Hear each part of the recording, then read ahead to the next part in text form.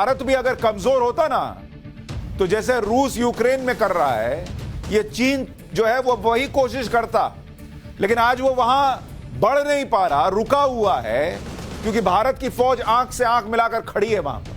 और क्यों खड़ी है? क्योंकि आज उसके पास ताकत है।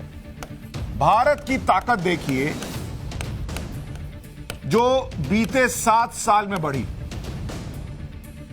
सबसे पहले तो राफेल लड़ाकू विमान भारत के पास आज है, इसलिए दुनिया को लगता है कि अरे भैया इनके पास तो राफेल मौजूद है। नहीं तो वो दौर भी था कि हमारी एयरफोर्स जो है वो पिछले जो जनरेशन के विमान थे उनको उड़ाती थी, और एक दो नहीं 35 राफेल लड़ाकू विमान जो है वो आ चुके हैं भारत के पास।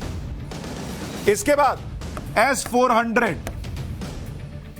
मिसाइल डिफेंस सिस्टम MDS, और ये लिया किससे है? रूस से लिया है। और इसकी कहानी भी बड़ी दिलचस्प है। इसको रूस से जब भारत ले रहा था तो यही अमेरिका आंख दिखा रहा था, सैंक्शन लगा देंगे। इस नए भारत ने कहा है जाओ बड़े देखे तुम्हारे सैंक्शन हम लेंगे। बाद में अमेरिका झुका और बोला कि चलिए आपके लिए अलग से व्यवस्था कर देते हैं, चिंता मत कीजिए, आपके लिए एक आपको कंसेशन दिया, ले लीजिए। आ गया S-400। इसके अलावा K9 वज्र तोप आज भारत की ताकत बन रहा है। M777 अल्ट्रा लाइट होवित्जर तोप, ये चीन के पास जो भारत चीन बॉर्डर पर बड़े हाइट वाले इलाके हैं वहां बहुत काम आती है। चिनूक, और इसके अलावा अपाचे हेलीकॉप्टर, ये अमेरिका से लिए।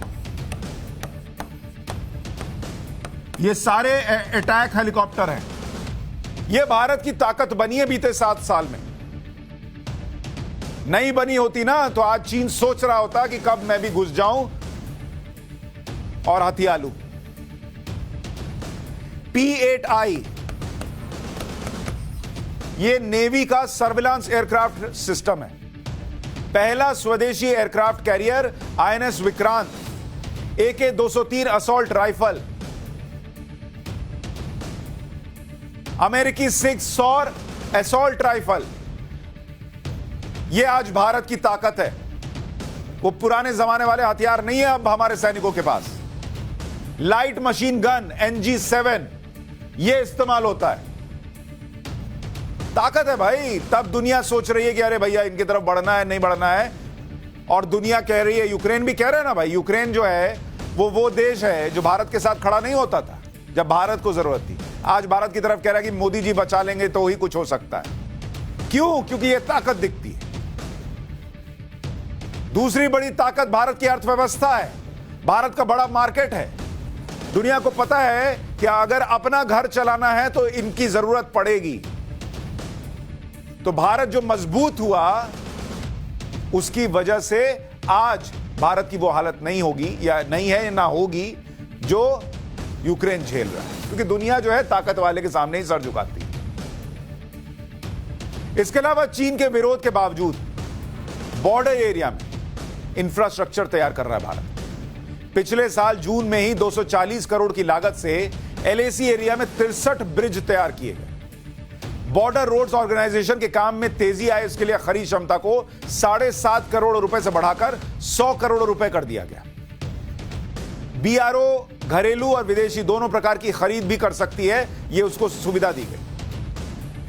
ताकत बढ़ा, क्योंकि प्रधानमंत्री नरेंद्र मोदी की यह सोच रहती है, उनको पता है यूक्रेन ने गलती की थी। आपको बताया था ना कि भाई उन्होंने 1994 में अपने न्यूक्लियर वेपन्स त्याग दिए इन लोगों पर भरोसा करके, रूस पर और अमेरिका पर और ब्रिटेन पर। आज उसी की भुगत रहा है वो। ये बात भारत के प्रधानमंत्री नरेंद्र मोदी बखूबी समझते हैं कि भरोसा तो किसी पर मत कीजिए, अपने ऊपर भरोसा कीजिए, अपने आप को स्टैब्लिश कीजिए और ताकतवर रहिए। कमजोर रहिएगा तो सब झुकाने आ जाते हैं, ज्ञान देने आ जाते हैं। ये वो नया भारत है जहां अगर आप एयर स्ट्राइक कर दीजिए, सर्जिकल स्ट्राइक कर दीजिए, तो दुनिया आपसे जो है कुछ कहती नहीं।